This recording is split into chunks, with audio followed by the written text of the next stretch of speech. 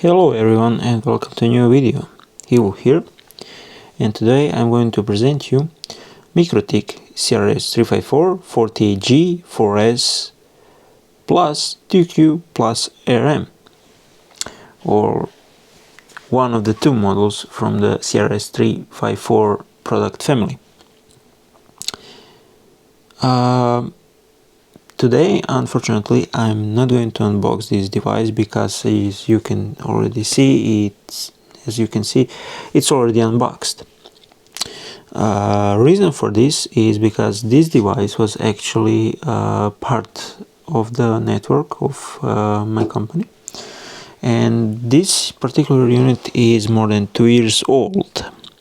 And it's been in production for only a brief time before it's taken out. Why and all other reasons why I think this is both a good and a bad MikroTik product, you're going to hear from me just in a moment. But first, let's talk about what do we have in front of us. So, CRS354 non-PoE version, because there is also PoE version that I'm probably going to present you at some time. Well, this particular device has 48 gigabit ports, 4 SFP plus 10 gig ports, of course, and 2 40 gig QSFP plus ports. All that is also joined with the management and console port. At the front we also have two power LEDs, fault LED and reset switch. At the side of the unit we have ventilation intake, rack mounting point. At the back we have 3 exhaust fans and 2 power supply ports.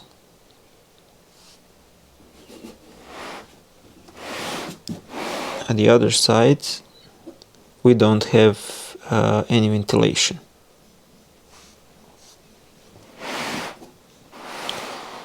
So,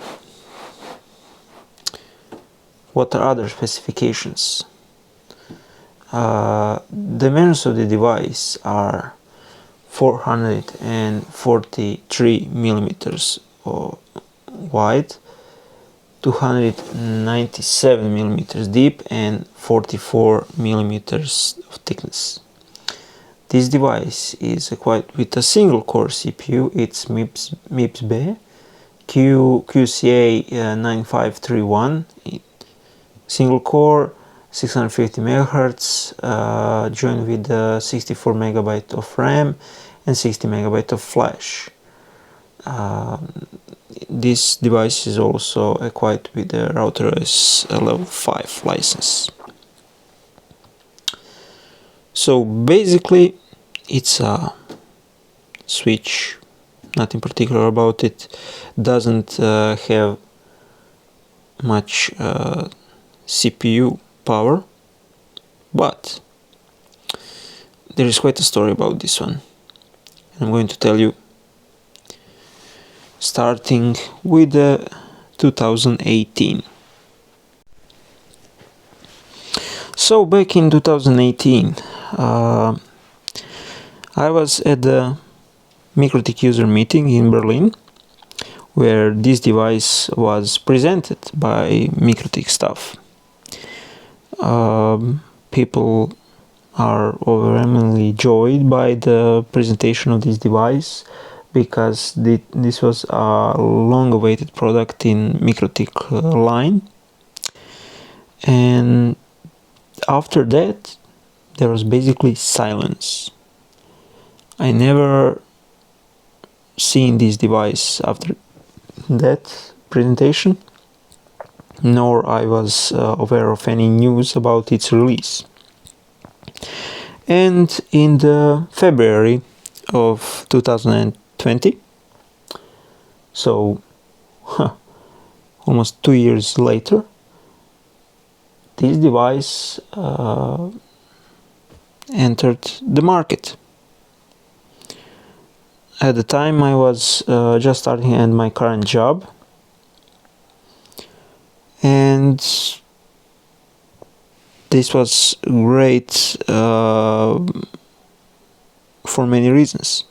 One of them was actually because at my current job we needed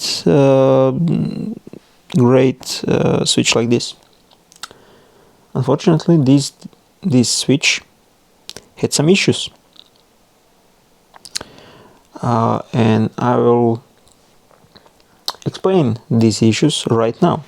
So, the first issue that this particular device had when I tried to use it in our network, there was a LACP problem. So there was a problem with joining the Ether channel with our Cisco uplink switch. The problem was quickly solved by a new router OS release.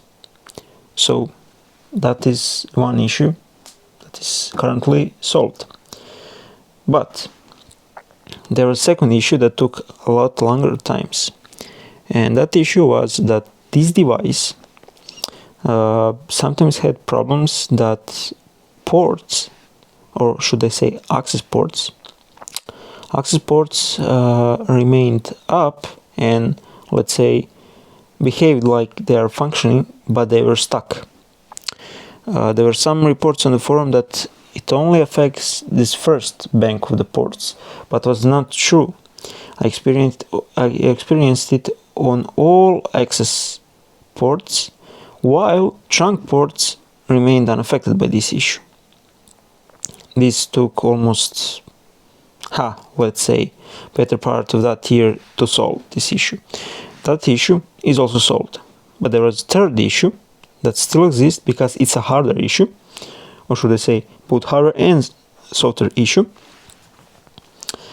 And that issue was mainly related to the CPU overheating and control of the fans.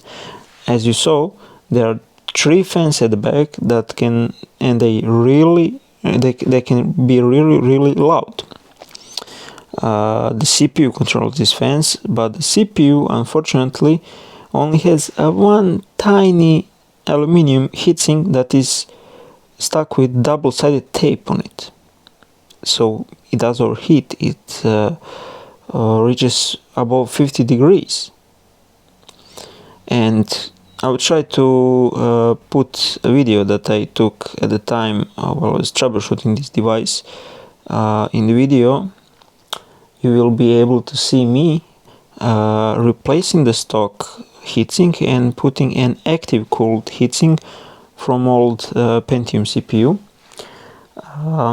And this caused some weird issues. The issue. Actually, it was not an issue, it was by design, but this design is really poor from the MikroTik.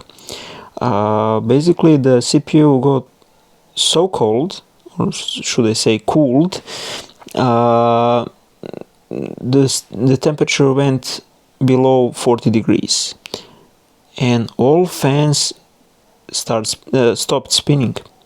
So you lose active cooling if your CPU do not overheat. That is really bad design. So this presented the company I'm working for with a huge issue, and that issue is basically that we cannot use this switch in office environments or anywhere except where you have separate rack that is sound isolated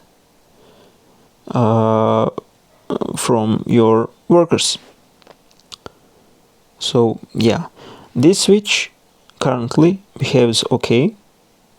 it works with both Router OS version 6 and version 7.